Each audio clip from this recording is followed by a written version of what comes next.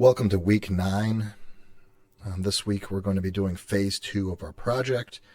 For some of you this will be the last week, and others may want to continue into week 10 where we add some non-chord tones to our projects. For this week there's not going to be a quiz or any listening, but I do want to go over the last listening assignment and just share some of my thoughts that I had on sort of the Bernstein response and how it ties into some of the stuff that we're doing. So with composers, there's the question of, what do you need to do to be commercial? And it's not just with composition or with music in general, it's everything. If you want to make a career out of something, the reality is that you need to be able to monetize it somehow. And if you can't monetize it, then maybe that's not the career for you, or maybe that's more of a hobby. So there are people that can make a career out of writing music. There's not a whole ton of people that can do it. Most of them teach. A lot of them have university positions or something, and they kind of compose on the side. But there are a few people out there that do nothing but write music. And a lot of them make their money from commissions. So people will contact the composer or their agents and say, hey, we want a piece of music. Would you write this for us? We'll pay you this amount. And they'll say, oh, I'm kind of busy right now, or yeah, I can do that, no problem. And that's kind of how people make money through composition. But, just speaking as a musician or somebody who's, been in the music industry throughout, pretty much my entire adult life, I can tell you that, music is fun, but, musicians still need to get paid. I'm sure plumbers, really love to plumb, a lot of them. They probably, that's probably their passion.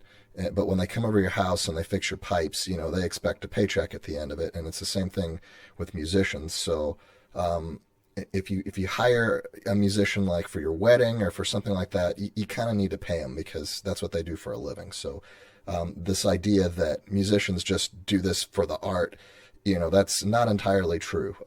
Musicians need to be paid, and especially if it's their job. Now, if it's a friend of yours and they're saying, oh, well, I'll do your wedding for free because we've been friends forever, whatever, whatever they're playing for, that's up to them. But, for the just expect, I just don't want you to have this expectation that musicians are just completely altruistic and just doing this out of the goodness of their hearts. No, like they're getting paid. And so, the number one response to the question of,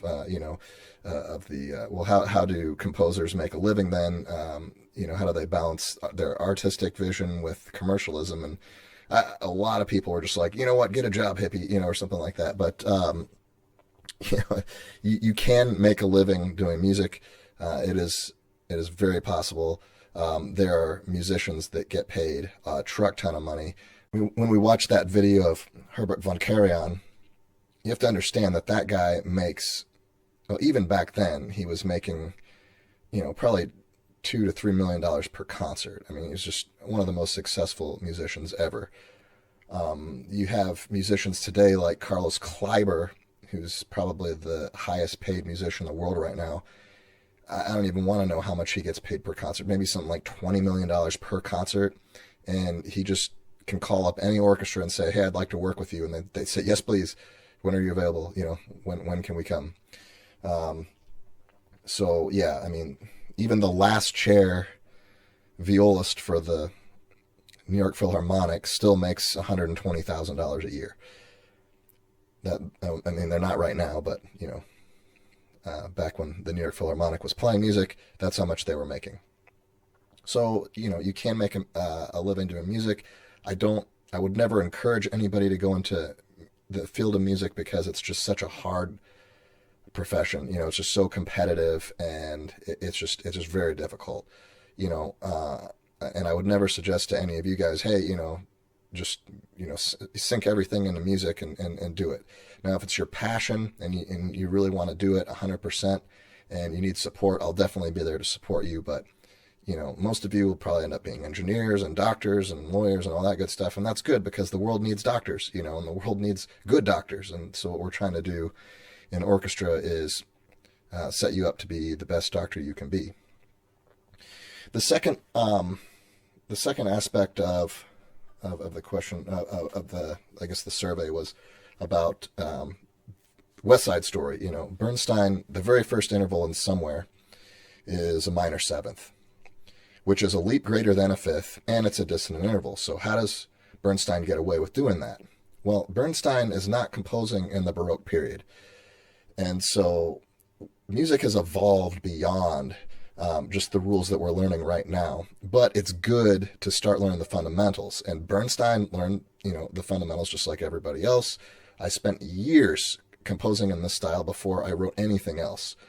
And then eventually I developed my own style. And, because there were things that I wanted to express, and there was things that I were interested in that, the common practice era, the Renaissance, Baroque, classical era, it just didn't have the language to be able to say what I wanted to say with the music. And so I had to redefine what dissonance is, and I had to redefine how to approach and resolve that dissonance. So we're still mindful of dissonances and resolution differences, but as I'm going to show you in a couple of examples here, we might change some things around.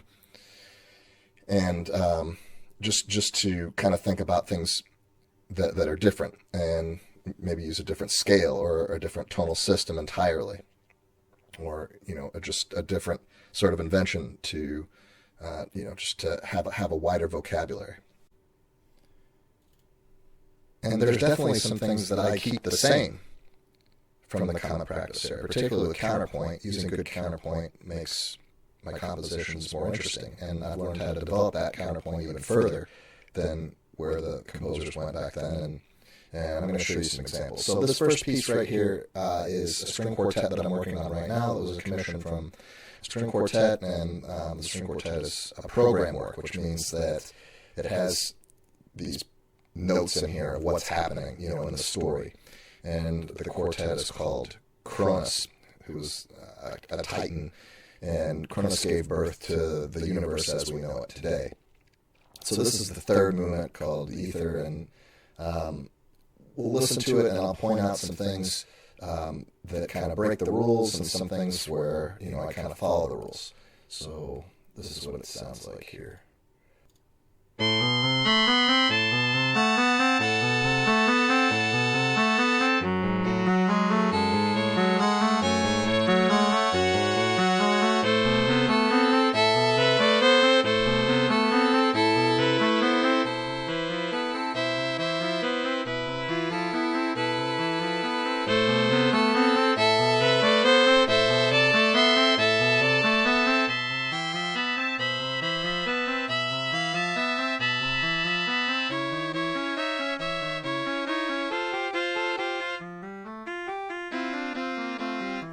All right, so anyway, we've got some things that clearly break the rules here. I've got some leaps here that are greater than a fifth.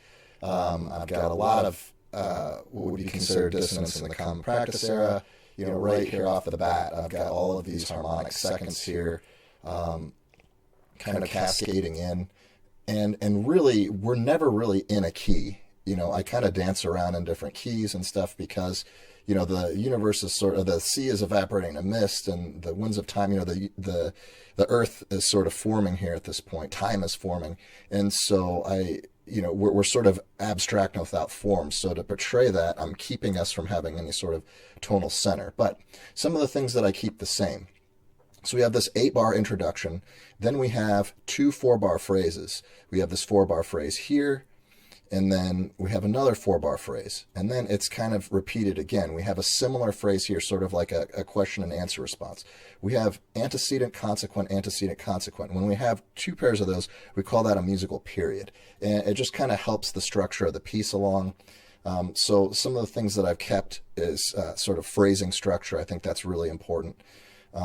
Other things that I've kept are so these harmonic voicings and stuff. I try to use a lot of contrary motion. I try to use a lot of oblique motion when I can. I try to just use really good counterpoint.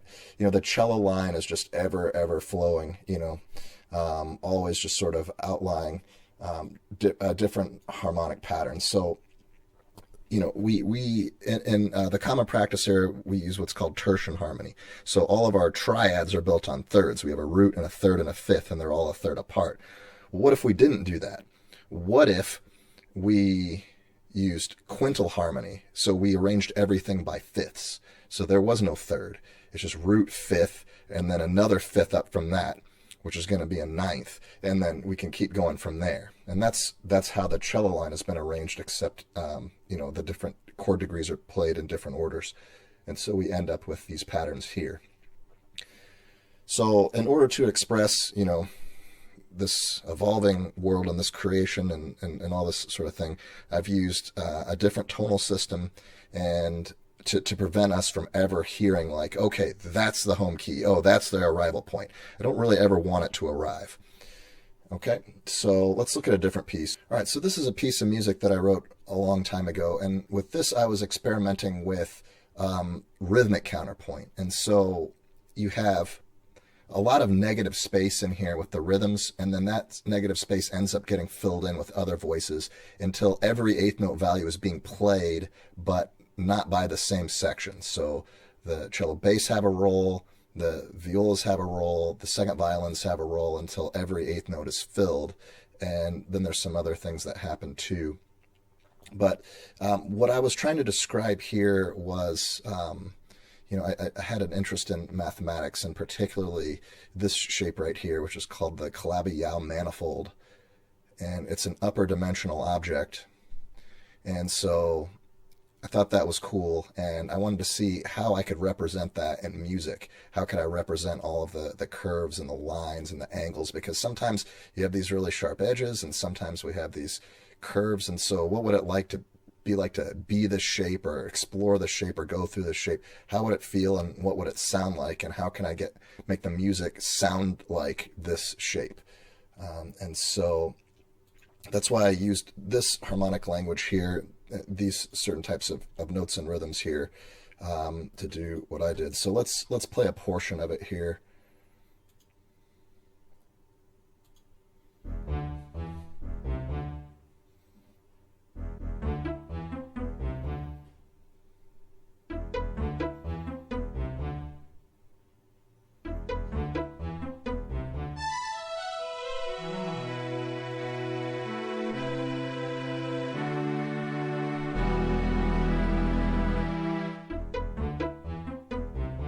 Okay, so we have ABA form here, and the A section, B section, then E, it goes back to A. So this is just another example of something that just does not sound anything like Bach. It sounds a lot more modern. Bach, even in Bach's day, his kids thought that he was terribly old-fashioned. And they thought, the Baroque era is done. The Baroque era is done. It's time to move on to the classical era. And his kids were classical composers, and Bach during his time really wasn't that well respected, and he had a hard time getting jobs and making a living sometimes. For instance, when he got the job at St. Thomas, he was not their first choice. He was their third choice. And you think like, well, who was ahead of Bach? These people that you probably don't even know today, they turned down the job, and that's how Bach got it. But the reason why we know about Bach today is because of Mendelssohn. Mendelssohn, showed everybody how awesome Bach was, and Bach took the Baroque form, to the next level. But people didn't want Baroque music. They wanted something new. They wanted that extra drama. They wanted a storyline. They wanted, they wanted to be involved in the music a bit more.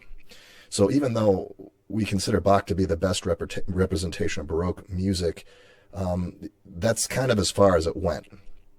And then, the same thing with the classical era. Beethoven, he wrote some pieces that kind of sound classical, and then he kind of just took it to the next level, and then came the Romantic era, and then after the Romantic era, we had 20th century music with all the isms like expressionism, impressionism, all this kind of stuff, and a lot of 12-tone stuff. And so music and art just continues to evolve because we want to explore different ideas. We don't want to just keep doing the same things that everybody else is doing. But again, fundamentals are key. If you're trying to teach somebody about mathematics, you're going to teach them first, probably how to add, subtract, multiply, and divide. You're not going to go straight into integrals and be like, hey guys, let's check out integrals. The basics are very important, and it's important that everybody starts there. Well, I wouldn't say it's important that everybody starts there. I wouldn't say that everybody has to have the same path, because there are some composers that I'm not even sure if they can read or write music, modern notation. Like, they just kind of come up with sounds and stuff and have other people just translate them. But it definitely helps, I think, to have a good foundation. So with that in mind, we're going to do phase 2 of our projects. I'm going to show you some tricks and tips on how to do that. But I just want to put this into context of, the landscape of music, and what we're doing is building the foundations. So what we're learning right now is foundational stuff, and it might not be commercially accessible today to be composing, Renaissance or Baroque music, but it's good to have that foundation if you would ever want to write something more modern, and it kind of helps you understand music too a little better.